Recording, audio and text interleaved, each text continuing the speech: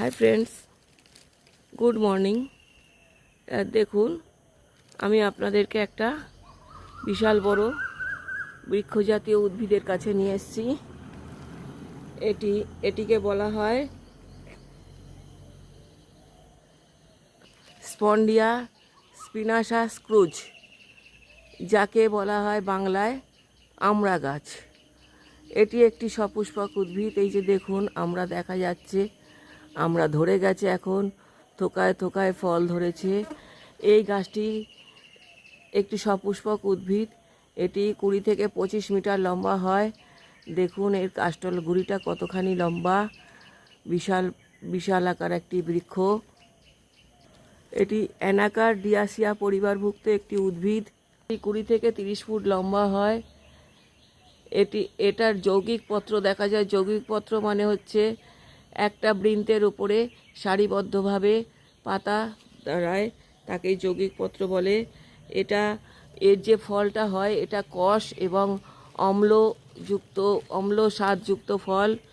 এতে প্রচুর পরিমাণে vitamin C, vitamin B, beta carotene, calcium প্রভৃতি পাওয়া যায়। এই এই ফলটি রক্তে কোলেস্টেরলের মাত্রা বাড়ায় এবং কোষ্ঠকাঠিন্য দূর করে। অ্যান্টিঅক্সিডেন্ট থাকার জন্য বার্ধক্যজনিত যে ত্বকের কুঞ্চন ভাব আসে, সেই বার্ধক্যকে প্রতিহত করতে পারে।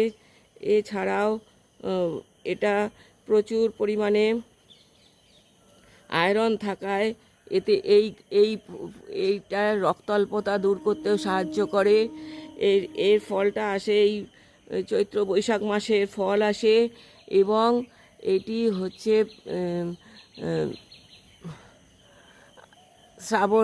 শ্রাবণ মাস করে এই ফলগুলি পেকে যায়, পাকা পুষ্ট হয়ে যায়। এই পুষ্ট ফলগুলি তখন বাজারে বিক্রি হয় এবং টক ফল হিসাবেই বাজারে বিক্রি হয়।